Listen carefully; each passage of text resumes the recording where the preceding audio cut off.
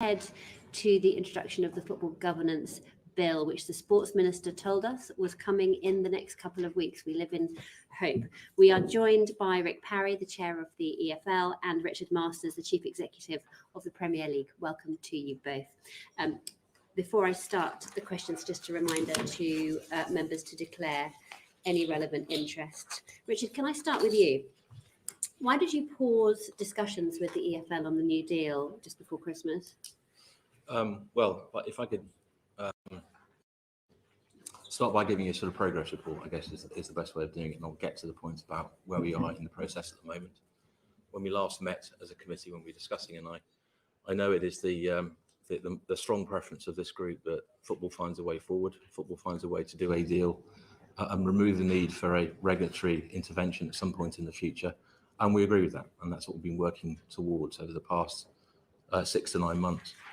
This goes back to November 2022, when the Premier League got a mandate from its clubs to negotiate with the EFL and the FA on a whole host of issues that we felt needed reform. And indeed, the EFL and the FA agree with us. So not just finance, but also financial regulation, the calendar, all sorts of other issues, immigration policy, those sorts of things. We've made very good progress on a lot of those issues. In fact, in the summer, we agreed to deal with the FA in principle, a number of different points on calendar, on grassroots distributions. But an agreement with the EFL remains elusive. We've been swapping proposals with the EFL over the course of the summer and into October, and had counter proposals back. I actually think the list of issues between us is relatively slim, but they are critically important issues. We're now at a point where I think our clubs absolutely want to see all of the detail before we agree everything. So we're in a situation where everything has to be agreed before anything is agreed. And I accept there's some frustration right around this committee table. It's the view of government we should come together. But it's still my view that the Premier League itself and also the clubs would prefer a solution. So at the moment, we had 2 shareholder meetings just prior to Christmas. We tried to move this forward and resolve it and find. A little bit. I'm struggling to hear you. I do apologise. I'm doing my best. I'm full volume. Okay. Just prior to Christmas, we had 2 shareholder meetings where we discussed the new deal in depth. Again, a commitment to try and move things forward. We haven't found the solution yet. We're going to come back to it in our next meeting in February. But some of the issues which are still at debate between us and also internally between the Premier League itself about trying to find resolution on exactly how financial regulatory system will work in the future. And I think there's an area of disagreement that remains between us on how cost controls are going to work. Because obviously, if you're going to put more money into a system, that system has to be properly regulated. It's the watchword of the day: financial regulation within sport and within football. And that system is yet to be fully agreed on how Championship clubs and how relegated clubs and how Premier League clubs operate a common system. So is that your sticking point at the moment, the regulation? It's one of the sticking points. Also, internally, I think that our clubs want to understand how the financial regulatory system is going to work in the Premier League before agreeing how this whole system is going to work together. It's a big change. And obviously, since 2007, when solidarity payments started, we have managed to agree significantly improved deals over the course of that period of time, out of the glare of publicity, by ourselves, bilaterally, by negotiation. This feels a little bit different. It is in the public eye. It has a sort of third party involved, if you like, which is a prospective regulator in the future. But again, it's another reform that we are seeking to bring to bear. Okay, thank you, Damien. That's the overall context. There's some confusion about the actual numbers that are flying around. There have been reports that the latest package is £925 million over 6 years, potentially reduced to £881 million if an immediate £44 million payment is ratified. But there have also been reports that 44 million, in fact, that offer is 88 million. So can you clarify what numbers are you talking about? Well, I don't particularly want to go into all of the numbers, but I hope I can answer your question properly. In essence, the core of the deal is that one of the things we have agreed upon, in principle, is that in the future, the Premier League and the EFL will pool net media revenue together, put it into one pot and essentially divide it. And we tried to spend a lot of time trying to work out what the current situation is. And if that change is made in the future, what will be the right percentage going forward? And essentially, solidarity has doubled. That system will kick in 25, 26, if it is agreed, up with the first year when it works in full. This year and next, we've been discussing what the appropriate amounts are to put in advance of that full system coming into place. And obviously have had the elapsement of time. So the core offer has not changed at all. The offers in the early years are still debating with the clubs. And okay, I mean, I get the point. You're still arguing about numbers, so you can't give exact figures. But whatever that number is the total amount acceptable to the EFL, Rick? We are prepared to accept the amount which equates to 14.75% of the net media revenues. So over the first 5 years of the deal, bearing in mind the transitions, it does equate to around 125 million a year.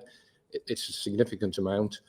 What it doesn't do is to address any of the concerns that the government set out so eloquently in its response to the white paper: the gap, the cliff edge, the major divide between the Premier League and the Championship, or it certainly doesn't do anything to get rid of the perverse incentives that the parachute system creates. So it's a step in the right direction, but it's not the right answer. We're very committed to the regulator, as you know. We're very committed in particular to carrying out the review of the football system, the independent review. Our belief is when that is done, when that review is completed, it will show that there is still a major systemic issue. So we want the deal. We do understand the time value of money, and it's perhaps slightly poetic that, in a sense, we started this 4 years ago before this very committee when I appeared in May 2020, when we said we do need a major financial reset. Getting that money early, of course, is great for us. But as I said, we don't feel it addresses the major problems that still face the game. And is that a sort of deal stopper? No, we want to do the deal.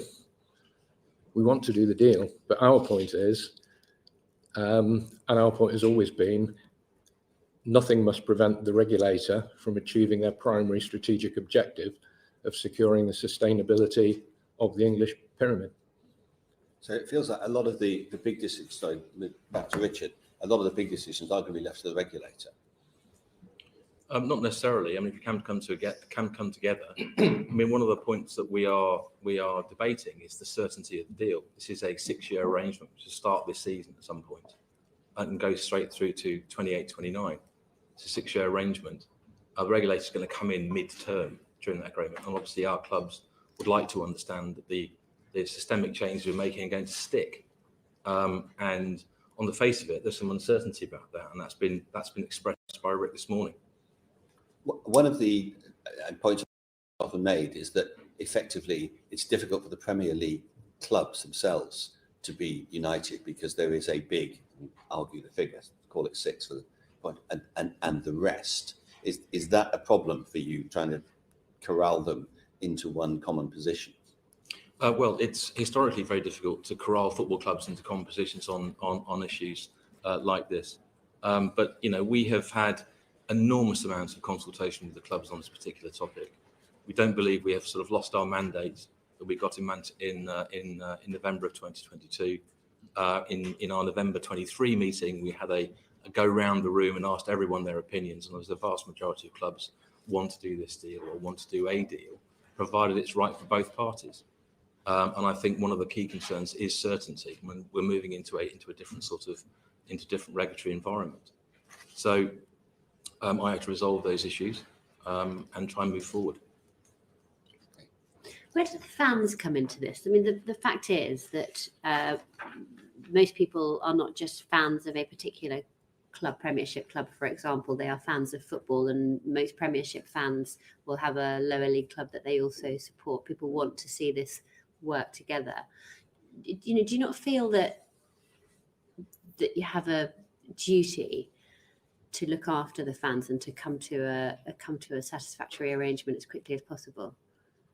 At the end of it, it is fans that matter. Without fans, we don't have a game. And so in the end, it is up to the leaders of the game to come together on big issues, whether they be about financial regulation or any other big topic within the game. So absolutely, I think we both fully understand our responsibilities to do what's best for the whole game. Premier League has been happy to share its success for a very long period.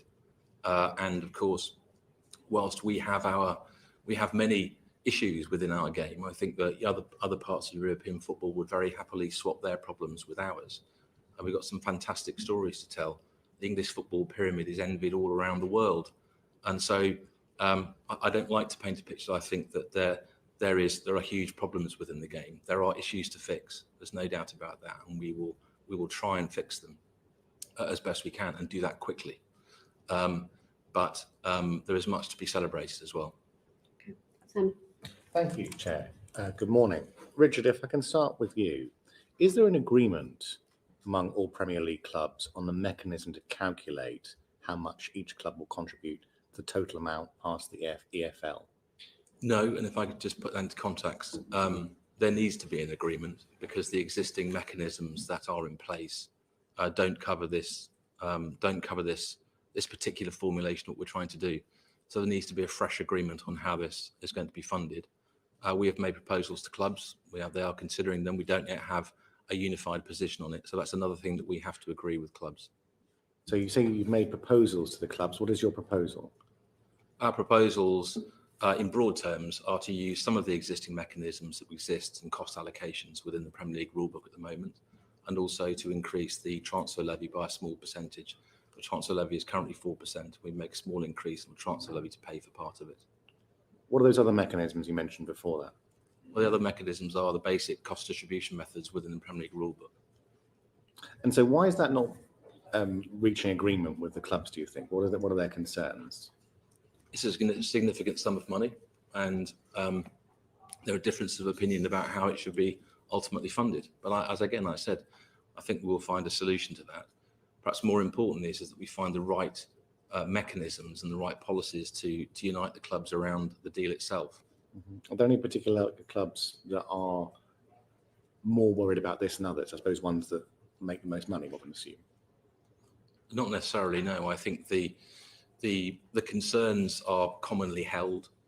They may come at the issue from different angles, but it's not any particular club or group of clubs that are concerned about it.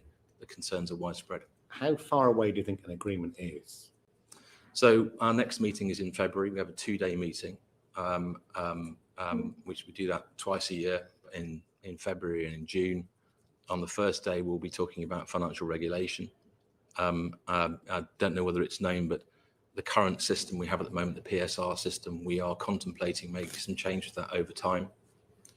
And we have some proposals out for consultation with our clubs about moving and aligning more with the UEFA system. So UEFA has spent 2 years changing its financial regulations over the past number of years, away from their what used to be called FFP to something called squad cost ratio, which is a different calculation, more of a wage to turnover ratio type calculation.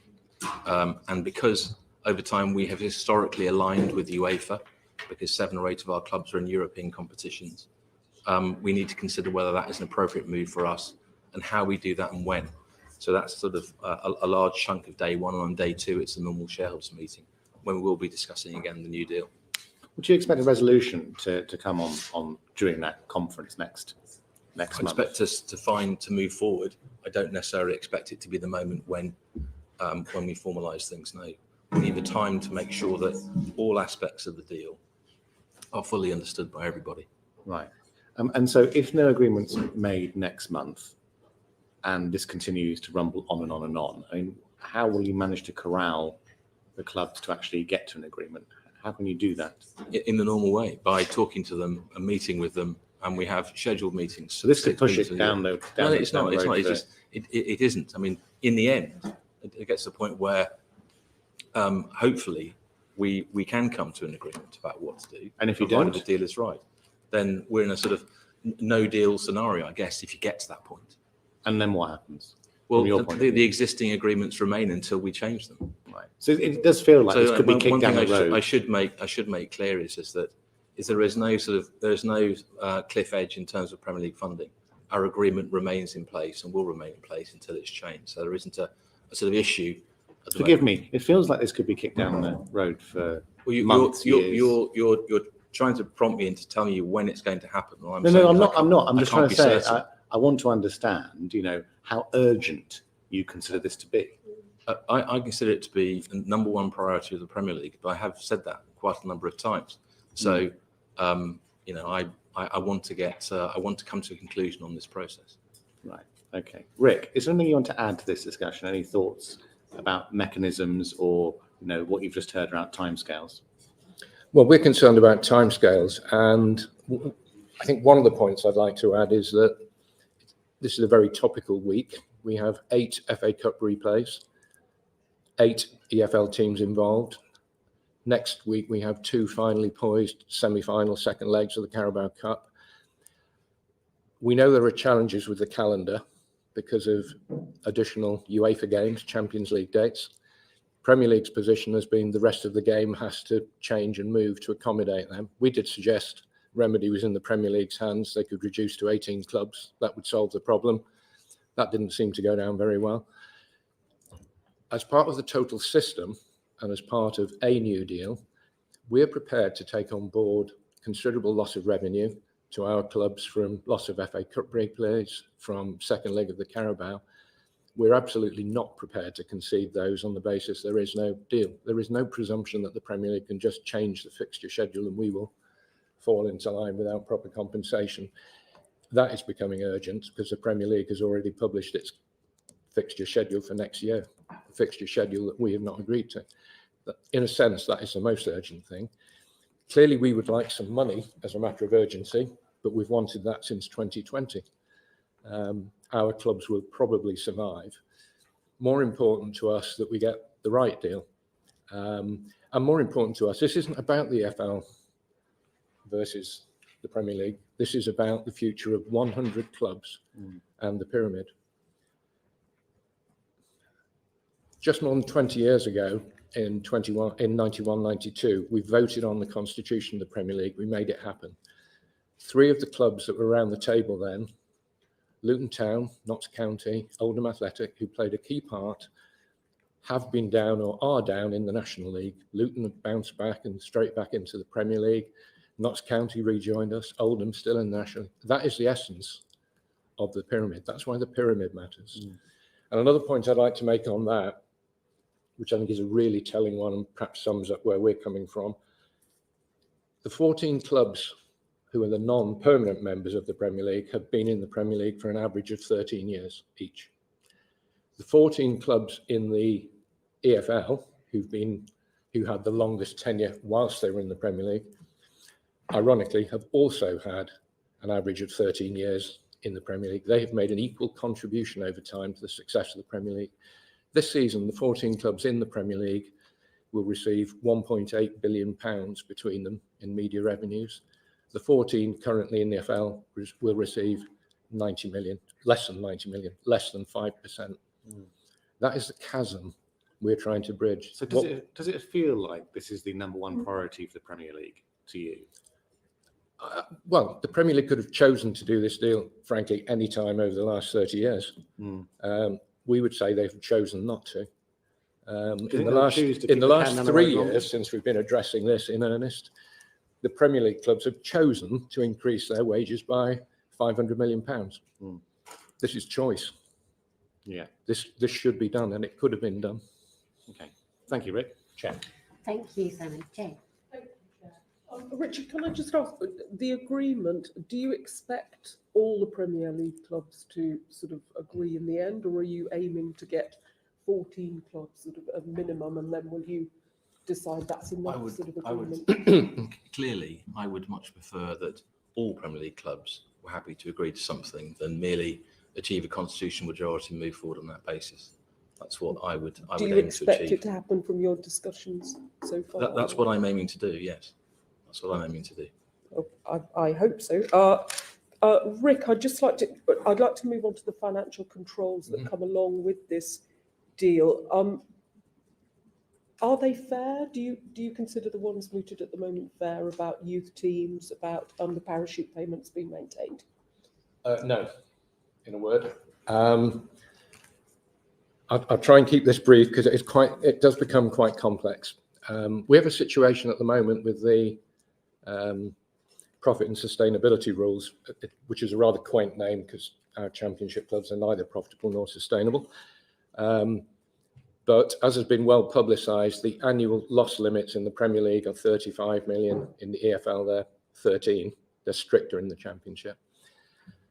When we move to the squad cost ratio rules, which we are completely in favour of as a matter of principle, we understand that within the Premier League, the thinking is that the clubs competing in Europe, those with more money, will be able to spend 70% of their revenue on wages. The other clubs will be able to spend 85%. The proposal is put to us, or the insistence, the condition that's been imposed upon us is that within the Championship, the parachute clubs will be able to spend 85%, the others will be able to spend 70%, which is 180 degrees different from the position in the Premier League. And the implications of that are that not only do they spend 85% of revenues, they spend 85%, of course, of their parachute money as well, and of transfer profits. And transfer profits fluctuate, but at the moment, the three clubs currently in the first year of the parachutes have an average transfer profit of 50 million each. It's very, very considerable.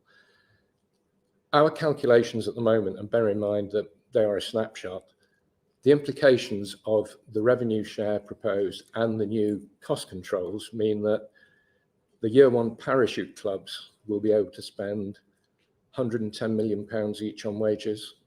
The other clubs will be able to spend 30 million.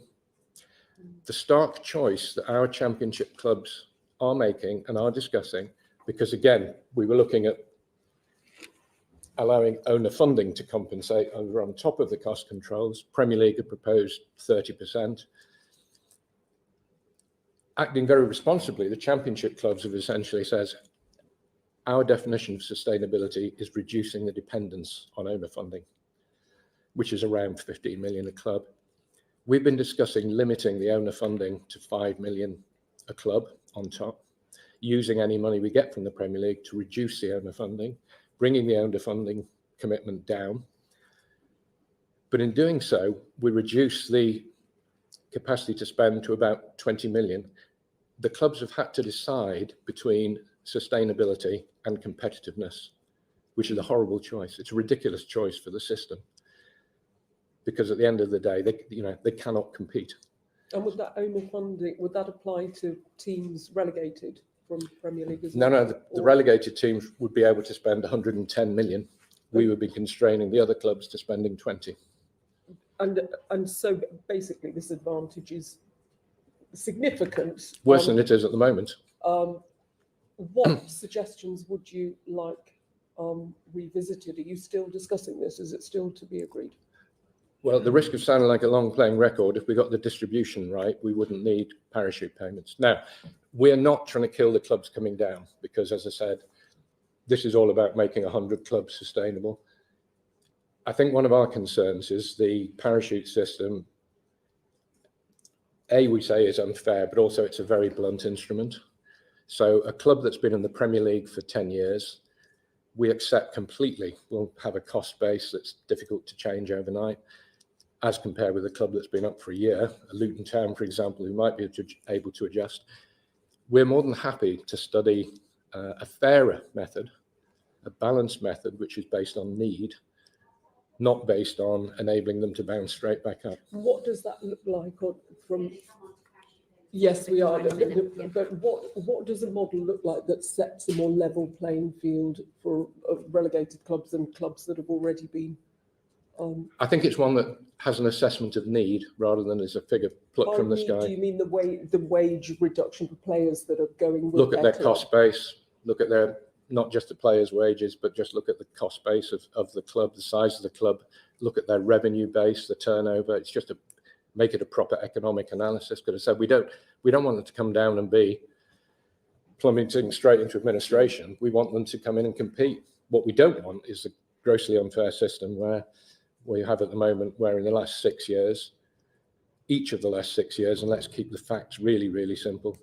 In each of the last 6 years, 2 of the 3 promoted clubs have been parachute clubs. That's not fair.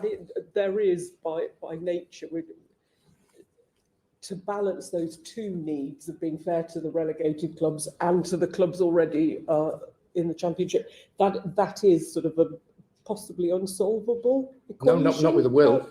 Why would it be unsolvable if we all have a will to do it and sit around the table and said, look, here is the objective. It's about. But will people not disagree about what is fair at some point? I think there will always be a.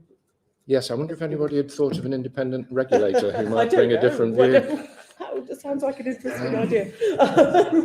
Does sound like an interesting. Will you, if you don't get shifts on the financial controls, will you agree to it anyway? Ultimately, We don't have a great deal of choice.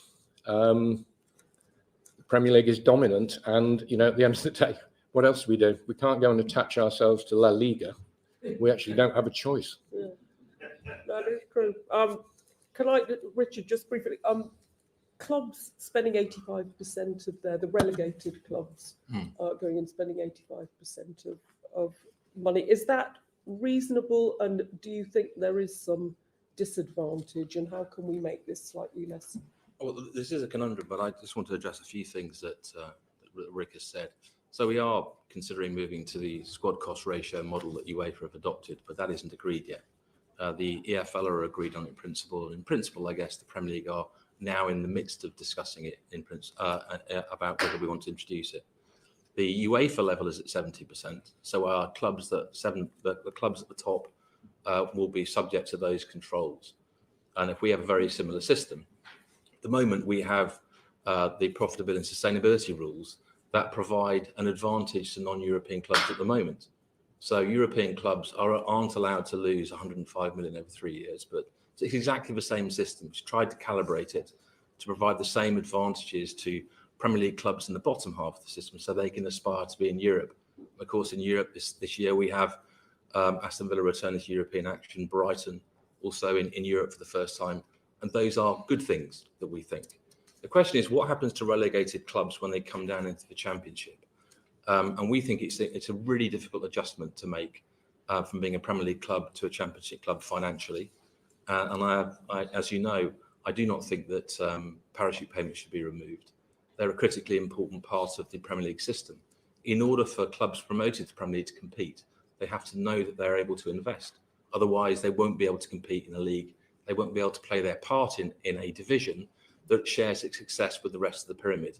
And so if we were to remove parachutes at any point, they would have a dramatic impact on the competitive balance in the Premier League. And I think to its significant detriment, which would be to a detriment to its value, which means we'd be sharing less value with the people we are trying to share it with. There's a very circular argument to all this. So Rick's right, there has to be a will to resolve that issue. And that's where one of the sticking points is about how you calibrate the financial regulations between European clubs, Premier League clubs in the bottom half of the league, relegated clubs going to the Championship, and then non-parachute clubs in the Championship. So they all have a fair and reasonable crack at progress, because that's what people want. We have no different objectives. We just have a difference of opinion about how you should do it. So I also want to address the calendar point. What Rick is essentially saying is that so we have an agreement basically on the calendar in principle, but unless the money is sorted, the calendar bit won't come through. So that we are absolutely clear, the Premier League cannot impose on other parts of football a calendar solution. We have an agreement in place called a working practices agreement, where the Premier League, the FA and the EFL have signed up that no party should impose a solution on others. All we have done is make suggestions. And I think that the notion that there are 6 clubs, I mean, looking at the 14 clubs in the Premier League and how long they've been in there are, I think, 6 ever presence in the Premier League. And of course, at the moment, you also have 6 clubs in the Premier League who've gone up without parachutes, including Luton, Brighton, Brentford, people that have made a success of their promotion and managed to stay up and stay competitive. They would not, I believe, be able to do that without parachute payments. So this is all about calibration, trying to find the right formula. I agree. I just don't agree with Rick's solution. But where there's a will, there's a way. Thank you. And I know another colleague has got some questions around parachute payments specifically. Just finally, Richard, you've said that the New Deal payment, it should be a purpose. It should have a purpose on things like facilities. What does an ideal kind of what result would you like to see from New Deal funding? Well, the gap that we've concentrated on in the Championship is the gap between parachute clubs and non-parachute clubs. And if the proposal we're working on at the moment were to be agreed by both sides, that would halve the gap between parachute clubs and non-parachute clubs. I've said I don't recognise the numbers that Rick has used about the ability to fund, and I'm very happy to discuss those after the event. But obviously, we're trying to make non-parachute clubs, give them an advantage over their current financial situation, which would increase their competitiveness within a division. I don't think anybody should be surprised that that relegated clubs are very competitive within the division they come into. But one of the topics we had, the topics of discussion was about an infrastructure fund for League One and League Two clubs. I'm pleased to see it has survived. We wanted it to be bigger than it was, but the League One and League Two clubs preferred to have the cash to put into their P&Ls rather than to create an infrastructure fund. And so the size of that fund has shrunk from, I think, £24 million to £9 million as part of the current working proposals. Thank you. Thank you, Jane. Clive. Good morning, and wish I could say I'm pleased to see you here, but unfortunately the circumstances is rather disappointing that you have to be here. Can I start with you, Richard? What's your primary objective in the negotiations with the Football League? To do a deal that works for the whole of the game. For the whole of the game? Yeah. Not for the Premier League? It has to work for the Premier League and for the rest of the game. So, but I mean, would you say that your role, one part of your role is to ensure that we have a competitive championship? I think the championship is a fantastic competition, and I think it is competitive. Television broadcasters love it. They just put a 45% increase on the price of championship rights. Attendances are going through the roof. It's an extremely vibrant pyramid.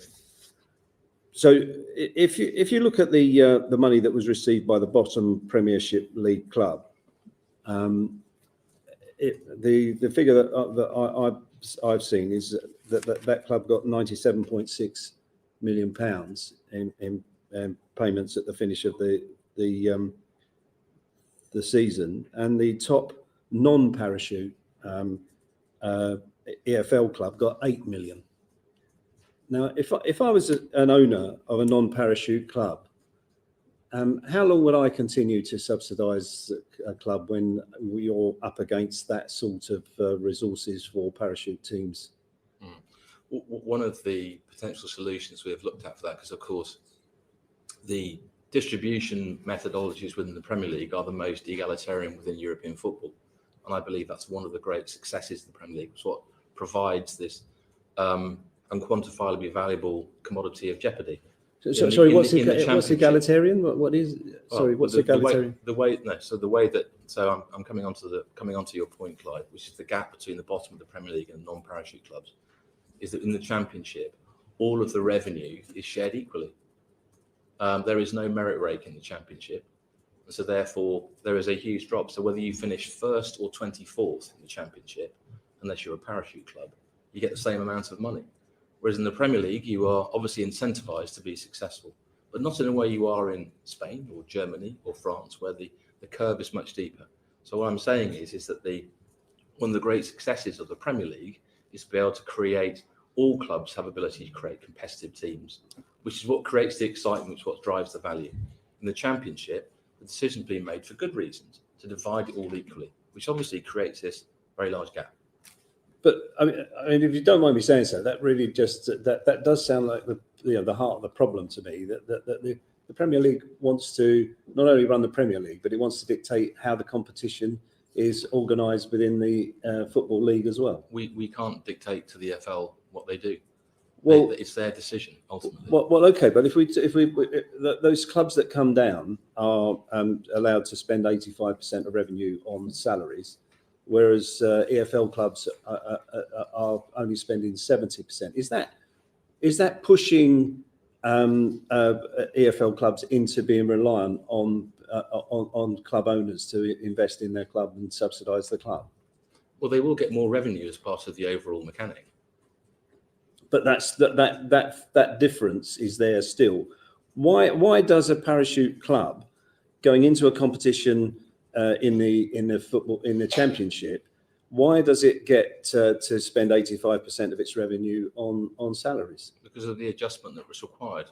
I mean, these are the numbers that I think we have to play with, and we have to work out what the right solution is, Clive. This is where there is a disagreement between the teams working on this, not in a sort of like an adversarial sense. It's just that what is the right formula.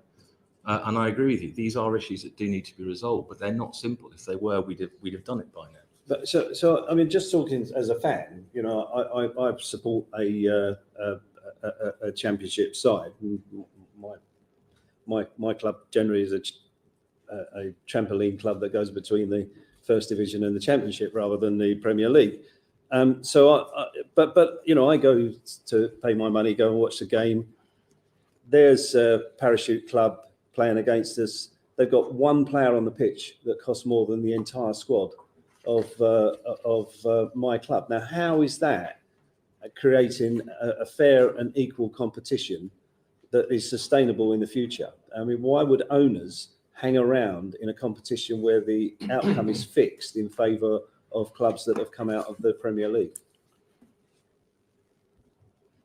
Well, I think that if you're asking why would owners hang around, actually, there's quite a vibrant market for EFL clubs. We think the system does require reform, and that's why we're working on these proposals to make it, as you call it, fairer, to give everyone a chance to aspire. And that's, I think, the main thing about the pyramid is if you are Luton and you've been all the way down to the bottom, you can come all the way back to the top. And the current system delivers that. We've seen it in action. But if we can make it stronger and more sustainable, of course, that's what the regulator's primary interest is in. It's in sustainability, not necessarily competitive balance or what you might describe as fairness. So, I mean, we call it a pyramid, but actually it's not shaped like a pyramid at all. It's just got a cliff edge that clubs fall off, into the Championship. But you must accept, surely, Richard, that the embarrassment of riches that clubs that are relegated from the Premier League enjoy over several seasons, above those of the existing EFL clubs, distorts the competition. It's inevitable, isn't it? Well, if you want to look at various Well, data it's points, yes or no, isn't it? Well, no, I don't believe it's distorting to the point that perhaps you're suggesting. Of course, parachute clubs have an advantage. They've just been in the Premier League. If you're a club in the Premier League that's been there for some time and you come down, you're coming down with a very expensive squad. You may have relegation clauses in place to help you balance your books. You require that parachute payment. You're going to be competitive in the Championship. I don't want to see relegated clubs plummet like a stone to the bottom of the Championship. What would be the point in that? So this is all about balance. As I said, and I agree with that the debate needs to be had on this topic and new resolutions found. But I don't agree with the central premise that the whole system is completely unfair. Okay. Richard, do parachute payments distort competition in the Championship? Yes. And so what's the likelihood of a club that's been relegated from the Premiership being promoted back into, we see Leicester right now, but being promoted back into the Premier League? Well, I think when we were before you last time, I want to spend too much time on old ground. Academic analysis suggests that the parachute clubs over the last 3 years are 3 times more likely to be promoted than non-parachute clubs. Premier League didn't much like the simple arithmetic that demonstrated that. So today, as I said, make it simpler. In each of the last 6 years, 2 of the 3 clubs promoted have been parachute clubs. So it is a distortion. No question it's a distortion and it's not fair. Richard touched on merit breaks, and it perhaps characterises the nature of the negotiations, because if you want to reduce the cliff edge, we're completely committed to merit breaks. Our suggestion was that we have a 2-to-1 merit break in the Premier League and the Championship, which would go a long way towards narrowing the gap. Premier League's response was they're not moving their merit rate from the 1.6 to 1, but the Championship should have a 3-to-1 merit rate, which we just think, again, is completely unfair and it's just not balanced. But I mean, I made the point to Richard that the Premier League goes too far in terms of dictating the competition within the Championship. Would you say that that's where they are in the negotiations? Well, essentially, yes, in as much as the Premier League, Richard says they're not able to dictate, but they make it a condition of the agreement. And one of the clauses in the agreement, which we have resisted, for example, is that whilst we're introducing strict new rules, that when the relegated clubs come down, all they have to do is to use reasonable endeavours to comply with the rules in the Championship. Well, that's no form of regulation. They get a free pass to get straight back up again without complying with the new rules. So it is imbalanced. And I mean, I made the point as well. Why would an owner of a non-parachute club, keep pouring money into their to subsidise their club if there's no prospect of, or the prospect of promotion is very remote? Is that a realistic description of the situation that exists in the Championship at the moment? It is, and it's very topical because we've seen it with Derby County. Owner put hundreds of millions in an attempt to get to the Premier League, got to the playoff finals, didn't quite make it, decided to stop funding. Club very nearly went out of existence. We've seen it to an extent with Wigan Athletic, and very topical now because it's precisely what's happened with Reading. Incurred losses, pre-tax losses of almost 100 million. So when the new owner came in 2017, it's not that he didn't put money into the club, arguably put too much money into the club, failed to get to the playoffs, just missed it by one place, and then decided to stop funding. And that's then catastrophic for the club. Everybody can see the impact on Reading. It's the system that's broken. So the system needs fixing properly. So there weren't people queuing up to take Reading over then? That's precisely the point. No, why would there be? So And again, if we go back to our fundamental purpose, making clubs sustainable, reducing or eliminating the dependence on owner funding, Chair touched on the question of supporters. I mean, our model is that it would be feasible in the future with proper redistribution for clubs to be fan-owned without the need for endless subsidy and owners who come and then go. And Richard, you just said to us that that there was an appetite for people to take over Championship clubs. You just heard Rick describe the situation at Reading. That doesn't seem to be the case. I'm not sure that Reading are potentially on everyone's list, but there are many new owners that come into the Championship and are prepared to support their clubs. That was the point you were making to me. Okay, Chair, thank you. Since Rick, you brought up the subject of Reading.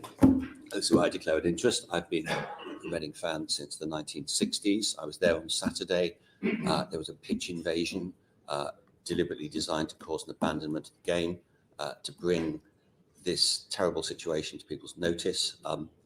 I don't do pitch invasions, but I absolutely share the anger of my fellow fans, and it takes a lot. I mean, Reading famously jokes about itself as the most middle-class club in Britain. We were once sponsored by Waitrose. So it takes a lot to get to this stage, and the only hooligan associated with Reading Football Club is Di Young, the owner. That you have a lot of frustrated, angry, worried fans watching their club die before their eyes. So the basic question is, what is the EFL doing to stop this club dying?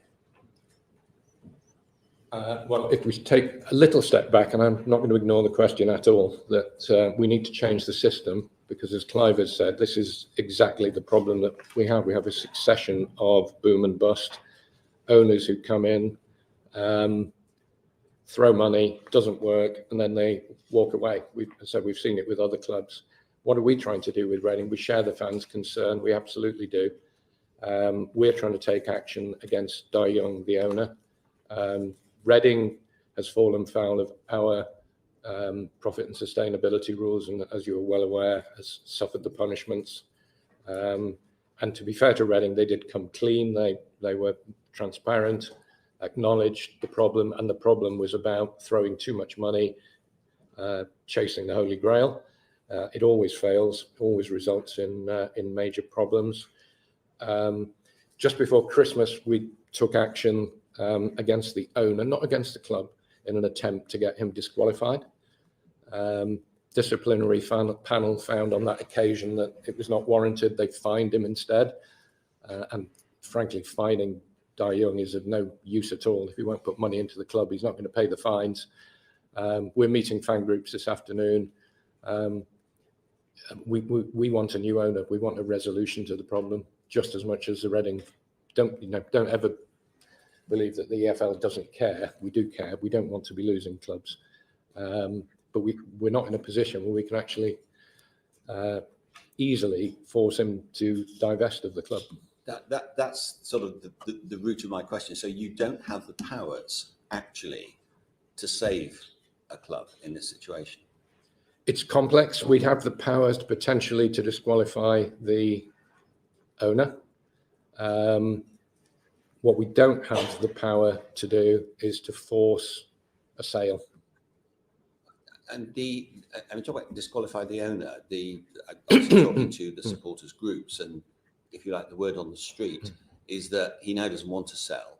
He's just asset stripping, and he's doing it quite visibly with players. We're beginning to see he wants a fire sale of any players with any value for what little he can get, and basically wants to be left with the training ground as a piece of property, having folded the club as he folded 2 clubs before. Now, I don't want to get too historical about this, but he was approved to be an owner, and he's someone who in 2 different countries has killed off 2 football clubs already.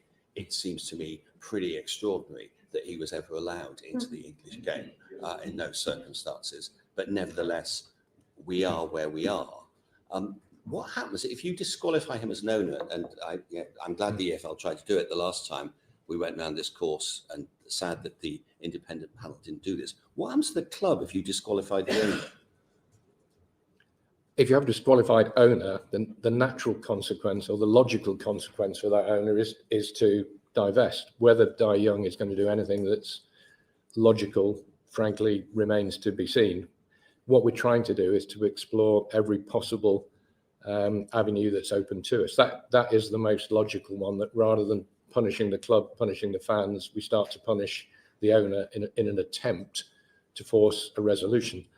We can't promise that resolution is going to work. If we can find better solutions, different solutions. One of the things I ought to touch on, by the way, is that, again, one of the elements of the profit and sustainability rules that we had major concerns about was which we were forced to adopt, was the ability of owners to sell assets. So Reading sold the stadium and they sold the training ground, it's absurd that that's allowed to happen. Unfortunately, that loophole has been closed, but unfortunately, that again is a legacy of inadequate rules, but that doesn't take us any further forwards. But we will explore every possible avenue to resolve. I mean, what normally happens in this situation, sadly, is that clubs, of course, go into administration, and at least then there's a process. That happened with Derby, it happened with Wigan.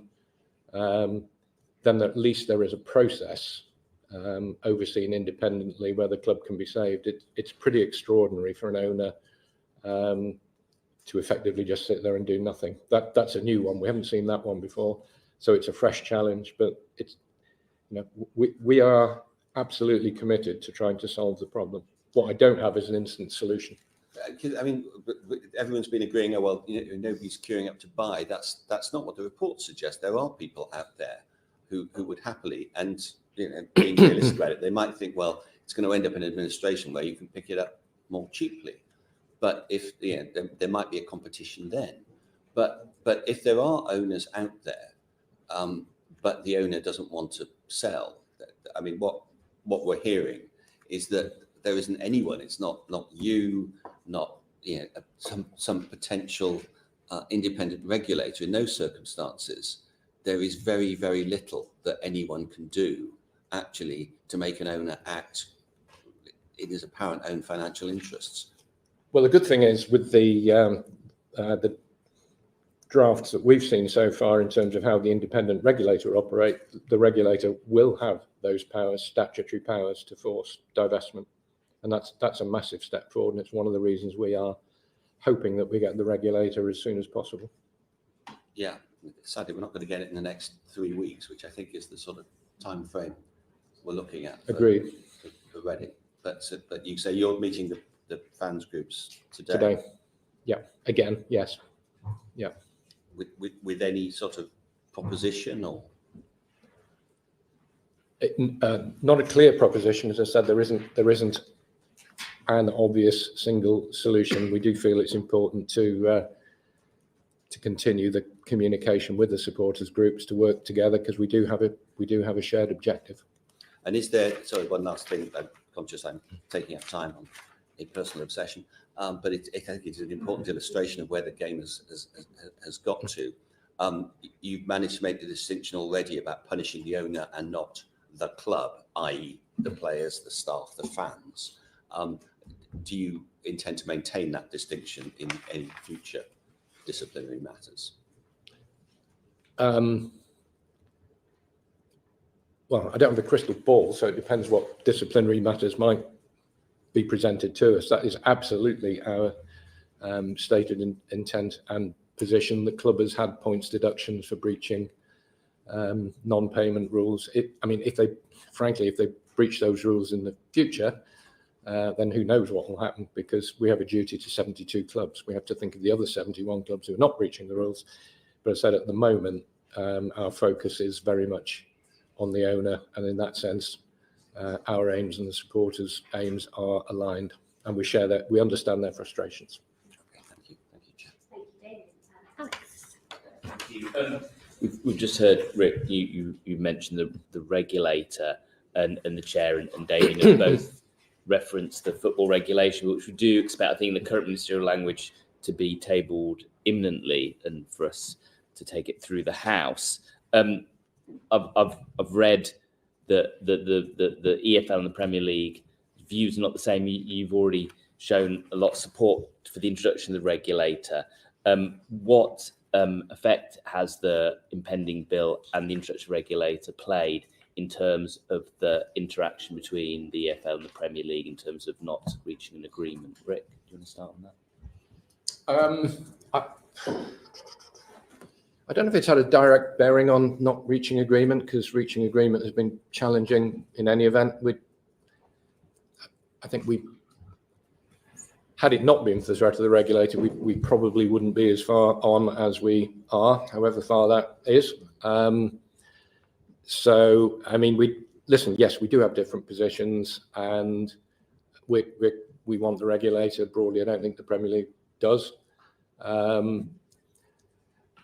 As it gets closer and closer, or perhaps as we see the bill, either that could have two effects. It could either speed the negotiations, or frankly, it could slow them down further, because people might think, well, we'll just wait and see what the regulator brings. So our position is we want to get the deal done as rapidly as possible. And which is the Premier League? I think it has a subtle but significant impact on the discussions, because there is an unknown third party, in the sense that there is somebody, the regulator will come in, it will have backstop powers. That has been made clear to us through our discussions with government, and be able to intervene in this discussion if we don't come to an agreement. So therefore it must have some sort of subtle but significant impact on the discussions, because someone will step in if we can't come to an agreement. So it does have an impact on it. Whether it's the specific reason why we haven't yet done a deal, I like Rick, I'm not sure that is the case. But I think both of us, whatever our views on the regulator that have been expressed around this table in the past, both of us, I do believe, want a football solution, not a regulator imposed one. So are you hoping or calculating that the government won't be able to pass the bill, say, this season or in this session of Parliament, so you can carry on making the decisions between the Premier League? Well, I've given up calculating when the bill might be published. That's a matter for government. Obviously, we had the Sports Minister's comments around this table last week. It was in the King's Speech. We're expecting it to be published, and when it is, we're very interested to read it, because obviously we haven't had sight of it. We've had an enormous amount of consultation with government on the policies that sit behind the bill, and we've been an active participant in all of that, as you'd expect. You just said you've been an active participant. So what changes have you asked the government to make in terms of the proposal for the regulator? What have you asked the regulator? Well, Structure at all look times, like? I don't want to go into specifics, but at all times we've been trying to work with government to create a regulatory regime that can work with the industry and be effective for the industry. And I think that our views have been listened to in part, but ultimately it's up for government to decide what goes into the bill. That's their role. So as I said, we've played an active role in all of that. But we need to read the bill, and to some extent we're looking forward to doing that. Okay, and part of your role is to represent your clubs in the Premier League to the government. Have clubs expressed your position to the regulator, and if so, which ones? Sorry, which clubs have Expressed all opposition of to our the clubs. regulator? So we did an all-club response to the white paper. We put in a Premier League response, and all 20 clubs put in a response. Clubs have met with DCMS during the course of this period, invited in to have discussions. So those discussions have taken place, if that's the point you're seeking clarity on. You've obviously got a situation now with points deductions at clubs. An independent regulator might play a different role post that. Obviously, we haven't got the legislation yet, but we've obviously been through the white paper. From the EFL's point of view, what do you hope to see in that legislation? What's your major asks of the government? So I think that we're very supportive of the direction that government is taking. We participated, we think, constructively. We actually rather like the licensing system. And so our purpose is making clubs sustainable. And what that requires is two things: a fairer system of distribution, redistribution, which means money being given up and more coming down, substantially more. But it also means better regulation, because you have to make sure the clubs aren't profligate. So we're major fans of better regulation, and we'd prefer that in many ways the regulation was done within football. But if it's the right regulation, frankly, we don't mind who does it, provided there's transparency, competence. And we do think that by having statutory powers, the regulator will have a major advantage that no football body can actually have. That'll be invaluable in terms of owners and directors tests, gathering better information, compelling clubs to provide information. So very supportive in that sense. Backstop powers have been touched on. For us, that is absolutely fundamental, that the regulator must have the power to actively intervene in the event that the regulator is unable to meet its primary statutory objective, which is to secure the sustainability of the pyramid for the benefit of fans and communities. Regulator must have that power to intervene. The regulator will have an independent view, an objective view, and we hope we'll be able to break the logjam that football patently isn't capable of breaking. We have said on a number of occasions we do see a paradox in the government's position in the response to the white paper. The response to the white paper, the government says that the market has been unable to regulate football, which we accept, but then it says, but the market can sort out redistribution. Well, it patently can't. It patently can't, because it hasn't. It said it could have been done any time in the last 30 years if the will was there.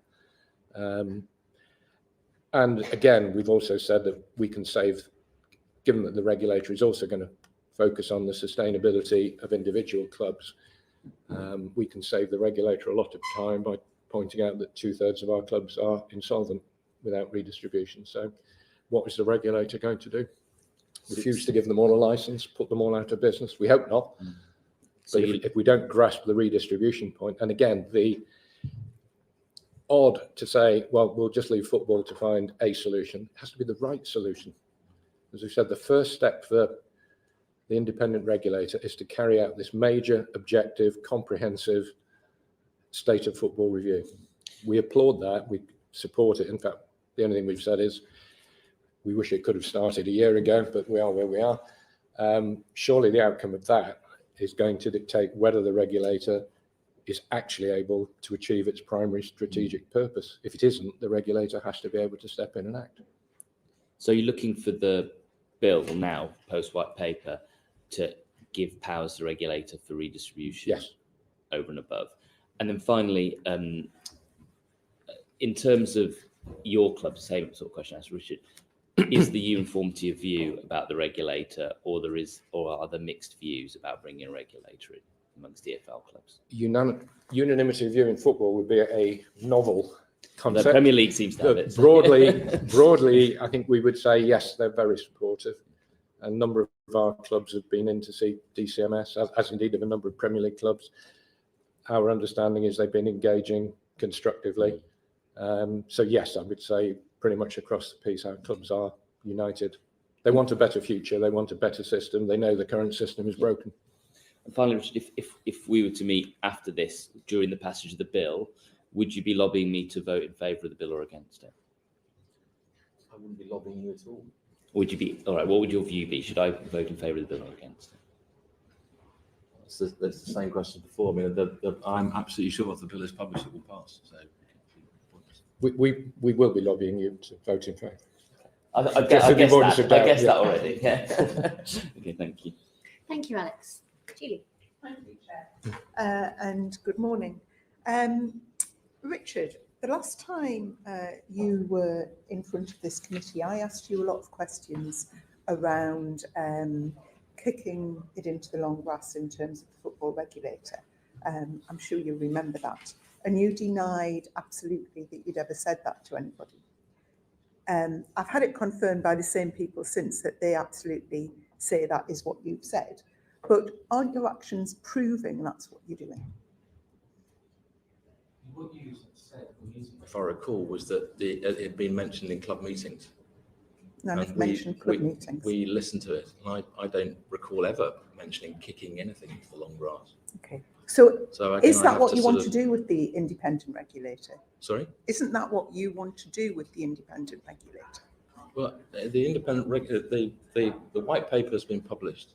Mm-hmm. The King's Speech, the legislation was announced in the King's Speech. The Sports Minister was around this table talking about the publication of the bill. So as far as I'm concerned, it's happening.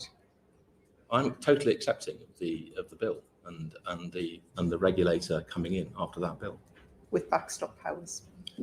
And it is our understanding that it will include backstop powers. We've had lots of discussions with the government about how those backstop powers should operate. And as I said, it's up to government to decide what powers to give to the regulator, and that obviously will be revealed in the bill, which I haven't seen.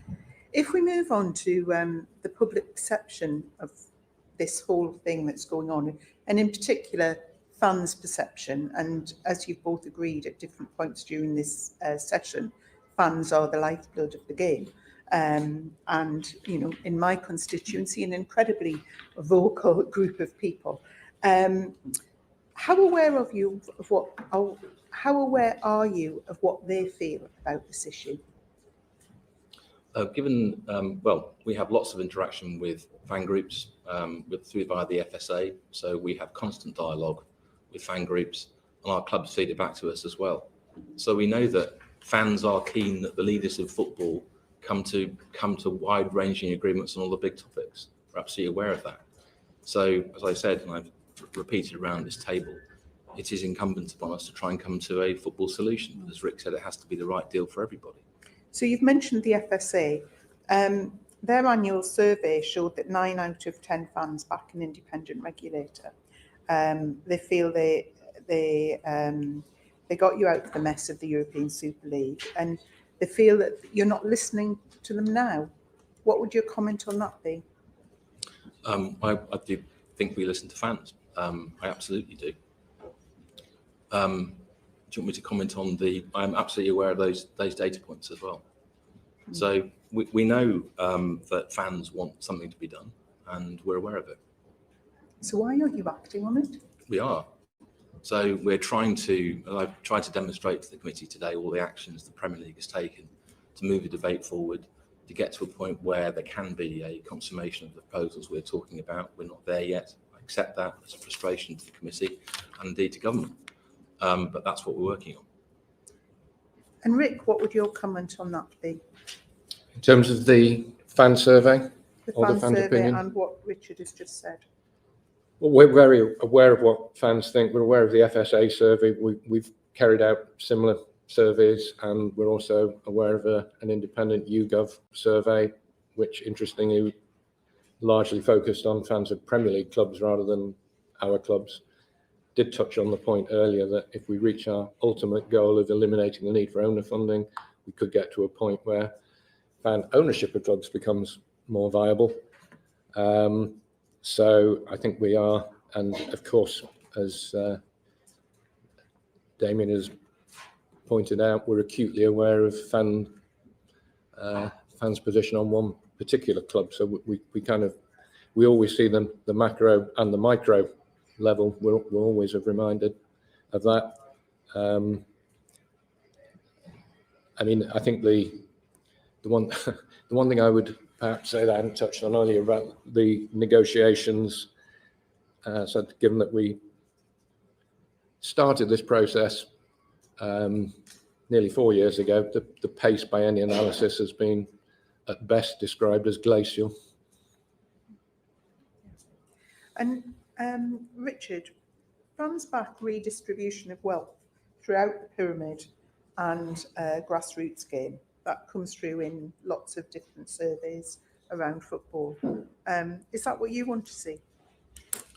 Well, as you know, at the moment we redistribute 16% of our revenue outside of the Premier League Is into that the enough? pyramid. If I could just finish, which I think is already a generous settlement. What we're talking about with Rick and what we've already agreed with the FA is further redistribution, a more generous settlement. So on that basis, I do agree that there's a new deal to be done. That's what we're working on. So, and that is 1.6 billion over the current 3-year cycle. So they're not insubstantial sums. So what do you think fans' perception of that new deal are? Well, I'm not sure that I fully understand how fans feel about the current state of negotiations.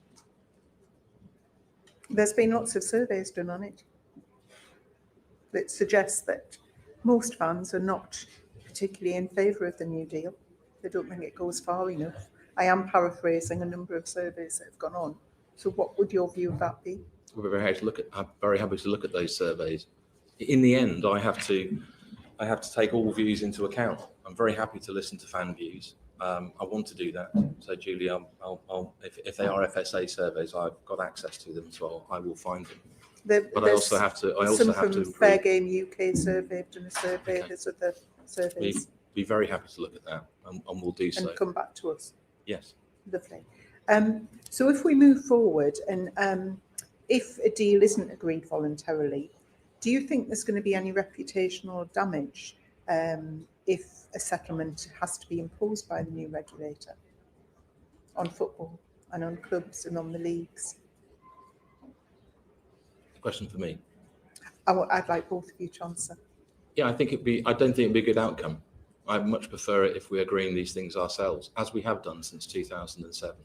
Out of the limelight, without fuss, we've agreed increasingly large redistributions to all parts of the game, and that's the way I prefer it.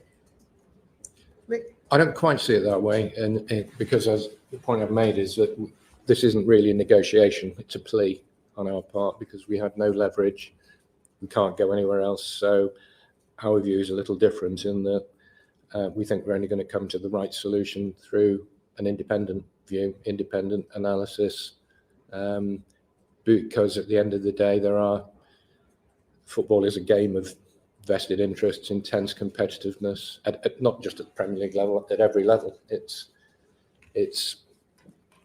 self-interest, short-term interest tends to flow right through. So the ability to have an independent view based on hard factual analysis, we actually think is helpful. We don't necessarily think that's harmful to the reputation. We think it's a great shame that the game hasn't been able to come to a solution, but we are where we are. And Richard, is there anything fans can do to promote an agreement? Or based on what you said, that fans are part of the equation, is this purely financial for the clubs?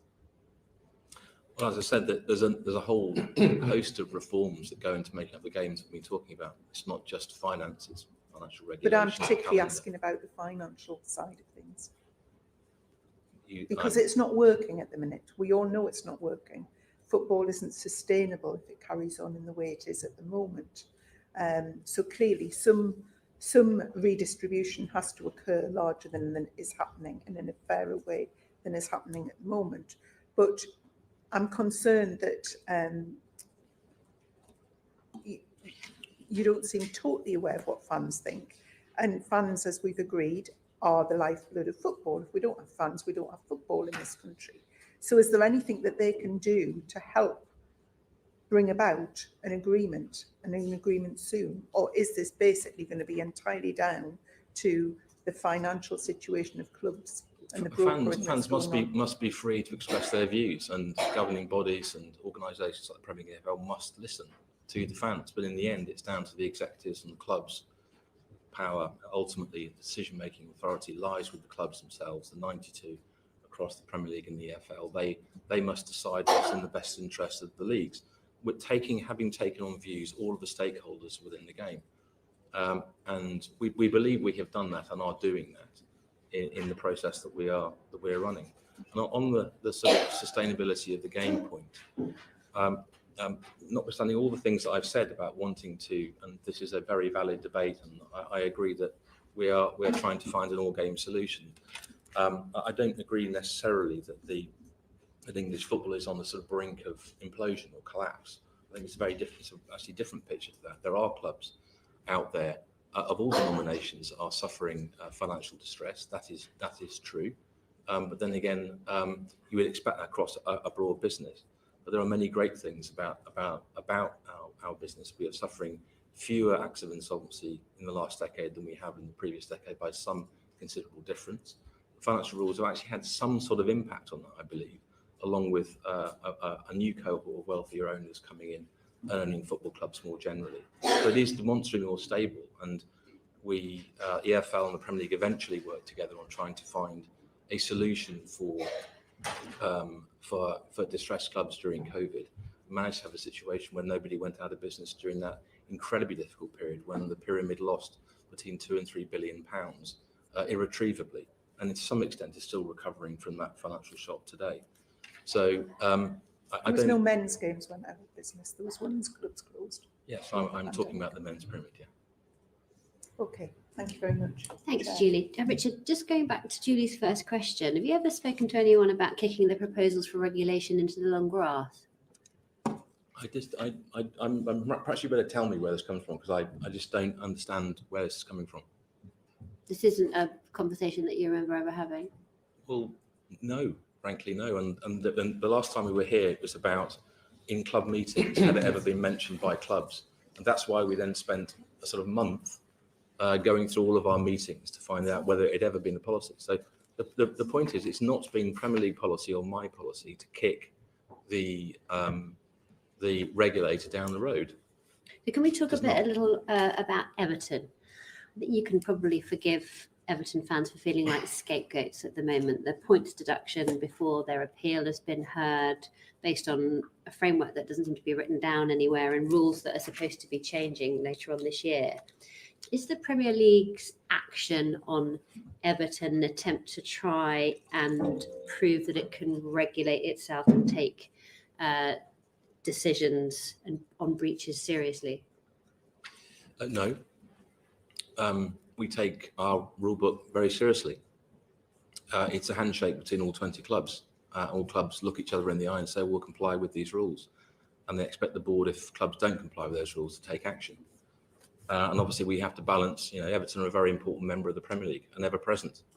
But we also have to think about the other 19 clubs and their fan bases and the decisions that we make. The charge was made in March 23 for the first Everton case. The case was then eventually heard in October. We did make a plea at the time to try and hear the case towards the end of the season, but Everton argued against that and the Commission agreed with them. That's why it was heard in October. And then the independent commission, I just made the point so everyone understands the process that we have.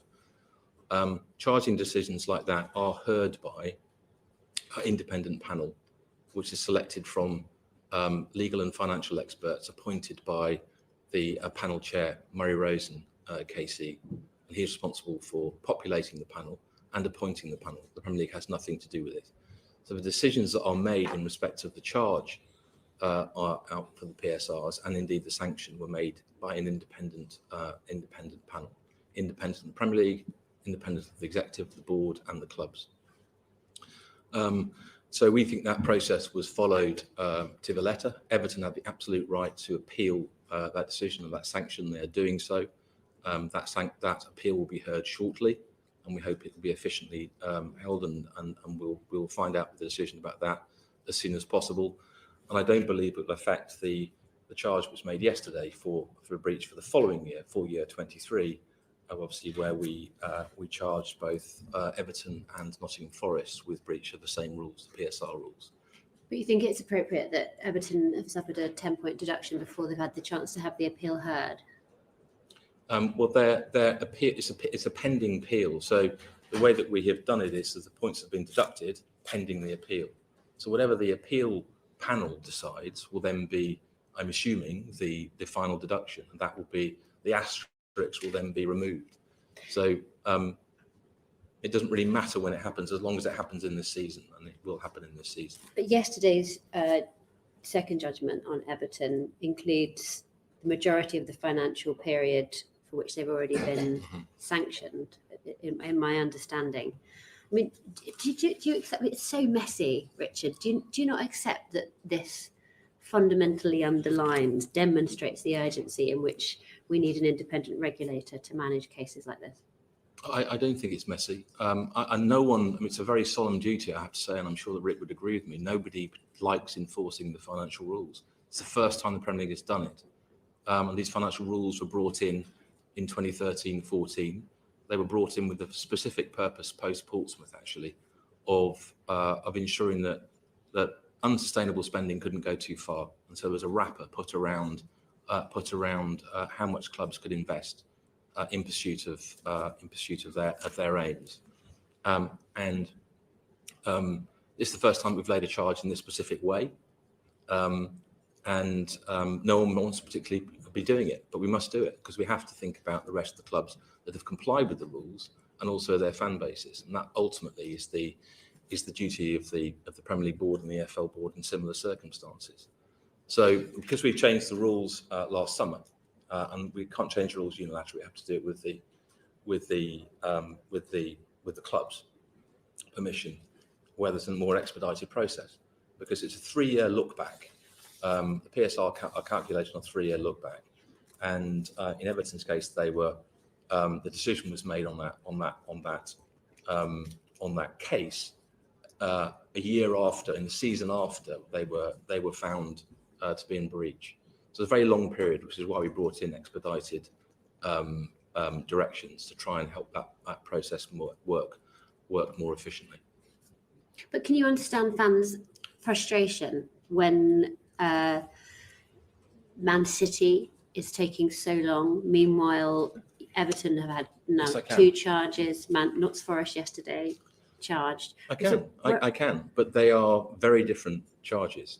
That's all I would say.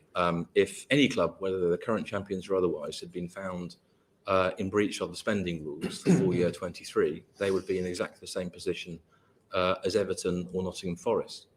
But the volume and character of the charges laid before Man City, which I obviously cannot talk about at all, are being heard in a completely different environment. There is a date set for that proceeding. Unfortunately, I can't tell you when that is, but that is progressing. Can you give us this? You can't give us the status of the Man City and indeed the Chelsea investigations. No, I can't give any details on Man City beyond saying that a date has been set. I can't tell you when that date is. On Chelsea, as you know, Chelsea, the new owners of Chelsea came forward with information to the FA, UEFA, and the Premier League about previous ownership, and we're still investigating that. And we don't announce the outcome of that until we have completed those investigations. Okay. And the other issue on this, it's being briefed that the Premier League are changing profit and sustainability rules ahead of next season. What's that going to look like?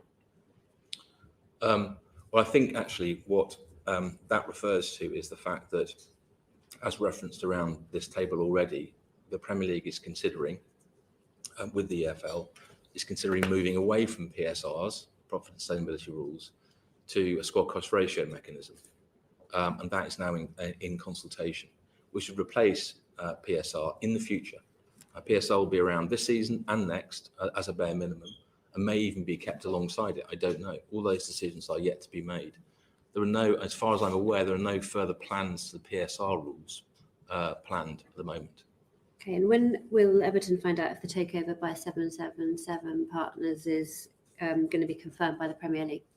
As soon as we have completed the process, and unfortunately, some processes take a matter of weeks. Some, if we haven't had satisfactory answers to the questions that we have asked, it takes a lot longer. And so how long is this one going to take? It has already been running for a number of weeks, so it's going to take longer. And how much longer? I don't know. I can't say. It is a very difficult question to answer. Weeks, days, months, years? Weeks. Well, hopefully weeks. Damien, did you? I just wanted to add on the sort of Everton front that, can you understand why there will be a degree of cynicism among fans that we've talked a lot about the cliff edge between the Premier League and the rest of football. There does appear to be a cliff edge inside the Premier League where if you're a really big club and therefore you can not only afford the best players but the best lawyers, then you get embroiled in legal matters that take 10 years or never come to fruition. Whereas if you're Everton or not, or Forest, there's an expedited procedure, to use your phrase, where suddenly in the middle of the season they get knocked 10 points off and get threatened with relegation, where on the pitch they wouldn't deserve that. Do you understand the cynicism that develops around that? I do understand the issue, and I've tried to separate the two in the sense that I've said that those standard directions are for everybody. They're not just for the small clubs. So if anybody was found to be in breach and put forward their PSR calculation that was above the threshold, then we're doing exactly the same thing on exactly the same time frame. There's a very separate process for the other cases because they are fundamentally different in nature. Unfortunately, I can't go into all of that today.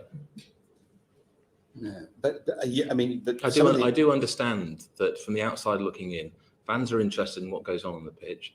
They're less interested in financial regulation unless it impacts on their club and how that works throughout the system. They are interested in fairness, and I think most fans want to know that the regulatory bodies, in this case the Premier League, will enforce the rules and will have significant penalties for breaching very important rules as a disincentive to do it.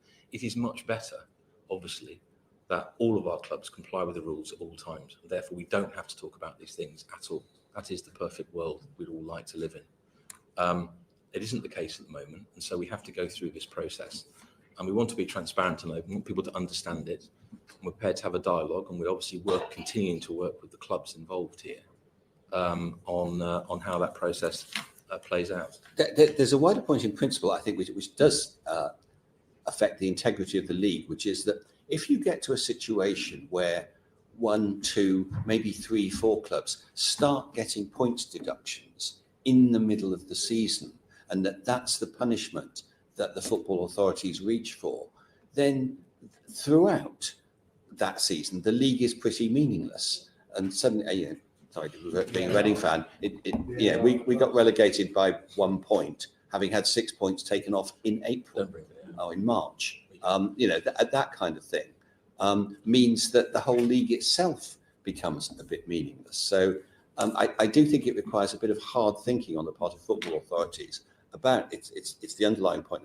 How do you punish owners who may have breached the rules, and absolutely they should be punished, without actually both punishing the fans and also from just the league administration's point of view, making the league a bit meaningless? Because if the league starts becoming meaningless, then we lose the game. Just a perspective on that. One of the weaknesses of the rules, and bearing in mind that this started from UEFA, so Premier League, in a sense, had to adopt the financial fair play rules. It was a start. Football had no financial regulation, and one of my favourite expressions in football is that the opposite of doing nothing is doing something. May not be perfect, but at least UEFA had a start. One of the big problems and the challenges, and you're absolutely right about points deductions, is that you're looking retrospectively and punishing for things that might have happened 3 years ago. One of the big advantages in moving to squad cost ratios and controlling costs is you can do that in real time.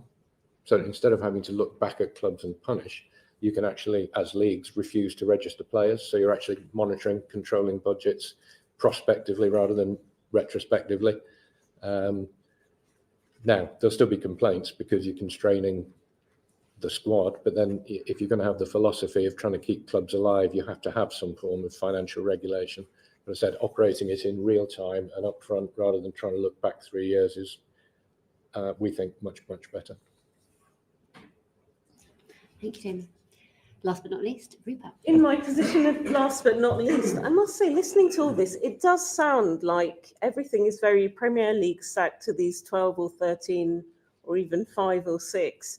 I mean, if, foreign buyers can come in when the warning lights were there, this Dai Young, I think he'd done this in China and in Belgium. So sort of, it was foreseeable this might happen. And he's not paying the fines, is that right? Seems resistant to all of this. And you guys are, what would meaningful fan involvement actually look like? Because you've said that, yeah, fans should have a say. But if all this is happening with Everton as well, they do loads of stuff in the community. They're being massively penalised on criteria that's very unclear and is changing again, the goalposts literally shifting. It just feels, how are fans going to have a say? Do we have to have the Germany 50.1% model of actual ownership? I think there are quite a few questions in there, and some of them are definitely mine. I think we have said ultimately, if we have proper fairer redistribution so that clubs don't require £15 million of owner funding, maybe that makes fan ownership more viable. That depends on whether fans want to own clubs, but certainly that is a direction that we can head in. I think it's a bit facile at times to just think in terms of, well, we can't penalise the fans of the clubs that has transgressed, because we have to think of the fans of the other 71 clubs that haven't. So we always have to keep that in balance. And the idea of simply separating owner from club is not really, that's not normally viable, because it is the club that has transgressed. I said in the Reading case, we are specifically going after the owner.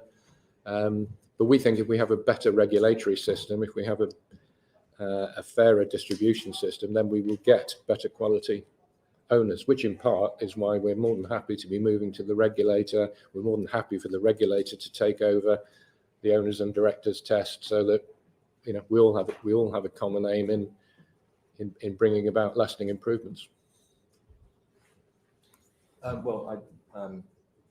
Rick has spoken eloquently on the situation at Reading. I think you said something there about the penalising fans.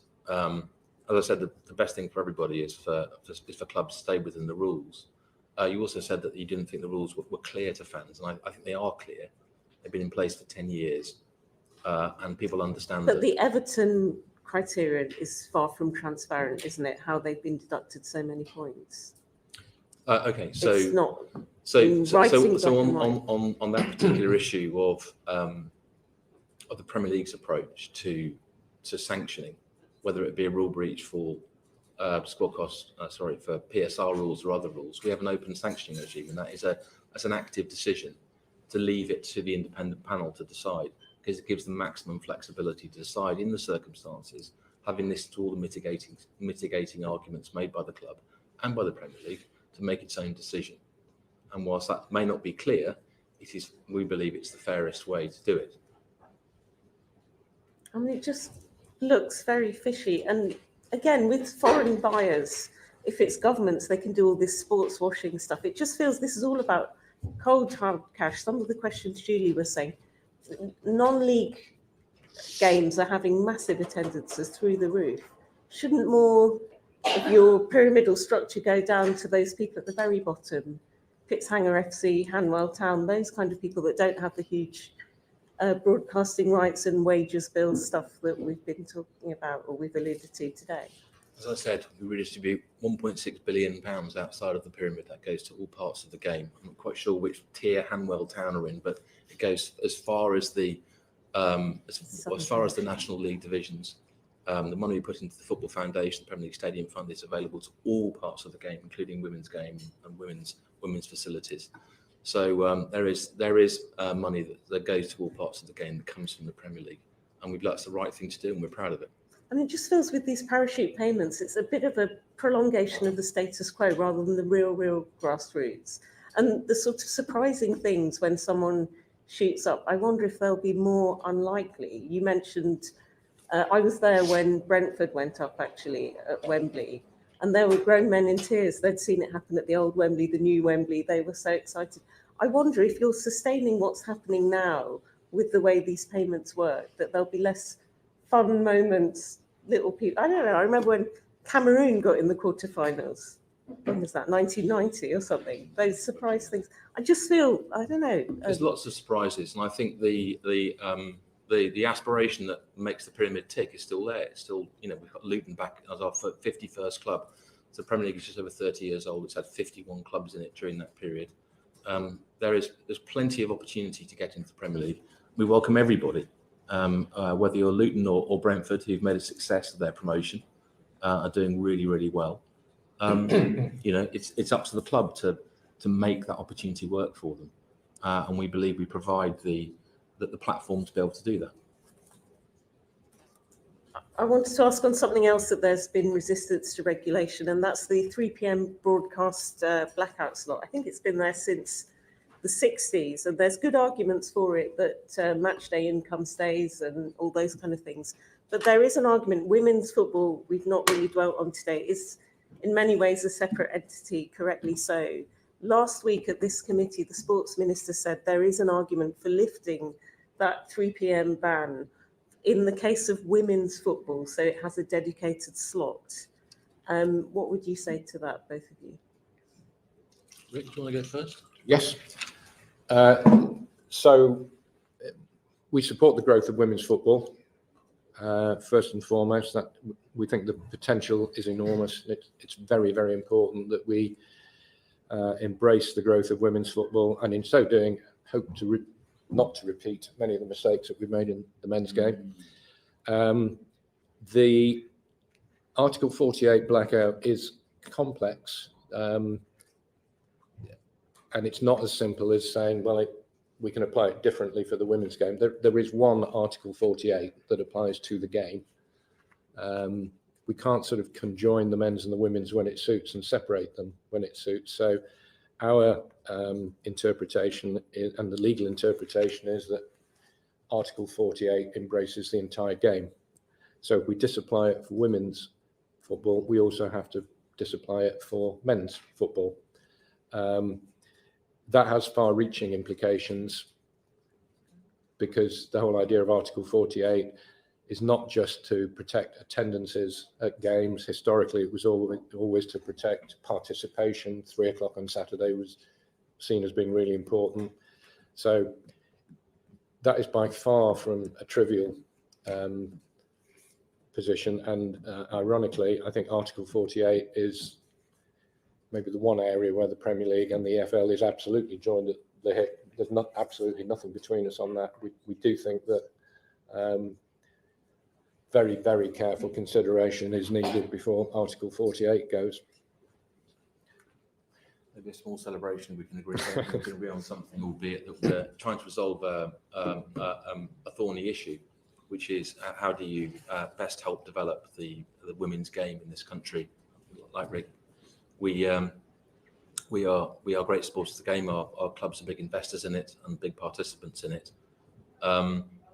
Indeed, we've made had a number of discussions with the FA over the years about how we can assist, whether it's right the Premier League should become involved, whether it should be entirely separate, and that's an ongoing thing. So very recently, our clubs agreed that it would make a financial loan to the new co, which has been set up at the top of the women's game, The Premier League could have a seat on the board and also provide a whole bunch of services to the game in respect of advice about how to commercially develop the league. And I hope that's the start of something that still has to be approved by the WSL board.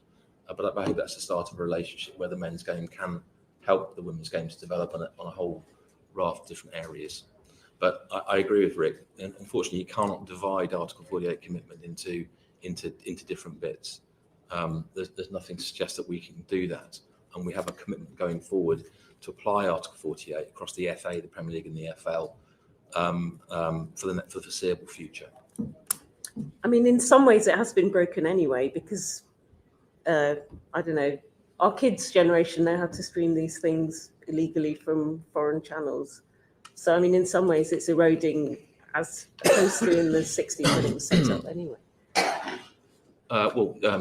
Illegally, yes. Yeah.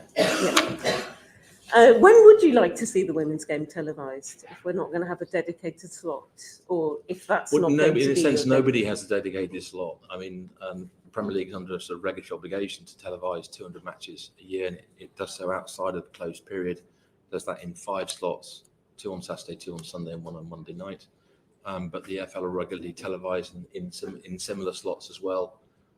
So it's difficult to find a dedicated slot for anybody. There are gaps in our calendar when they overlap, where the women's game can take precedent in international breaks and things like that. But I think the closer we work together, the more likely we are to find some additional opportunities for the women's game to take advantage of in the broadcast markets. And I know they're currently in the broadcast market at the moment, trying to find new partnerships for the foreseeable future. I mean, hasn't that lack of a dedicated slot been part of if there was a consistent, dedicated, predictable viewing slot, don't you think that's sort of hindering the commercial development of women's football? Couldn't that be a way when that dedicated slot would be?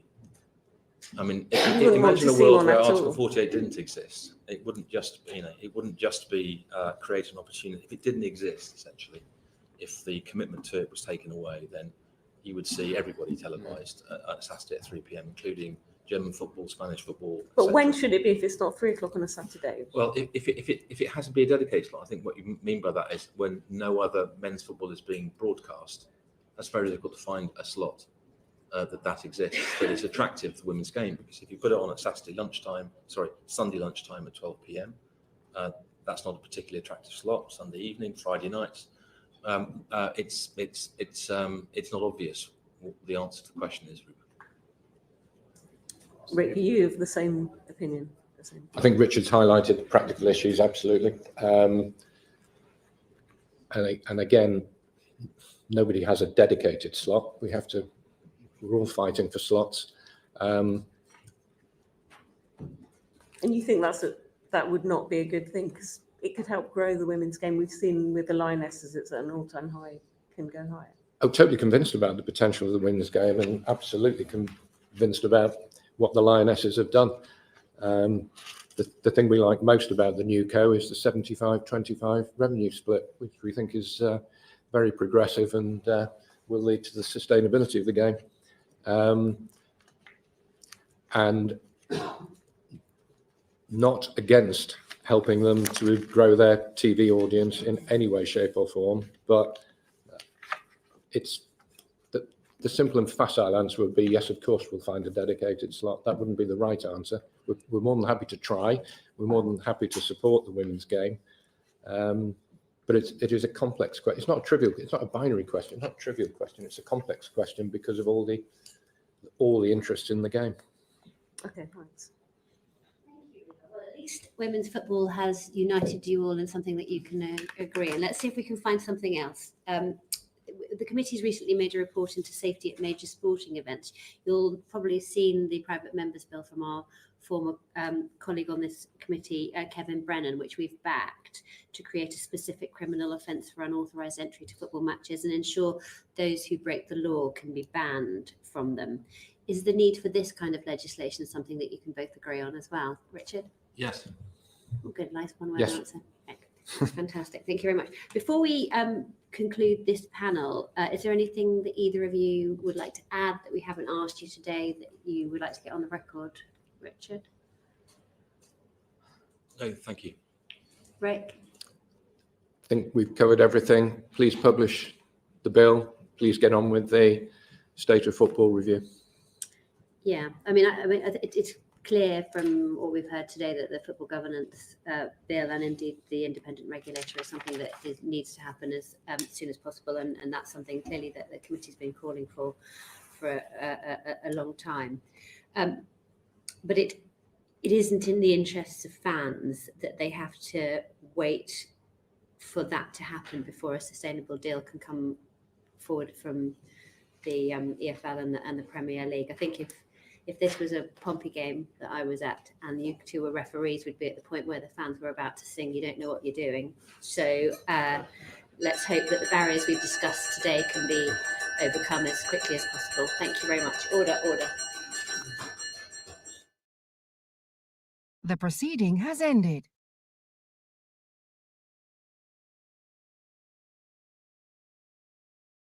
The proceeding has ended.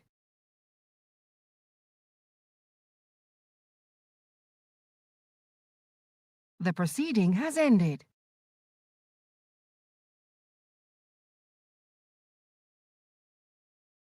The proceeding has ended.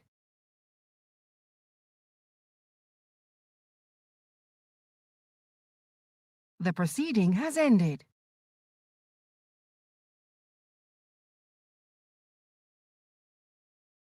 The proceeding has ended.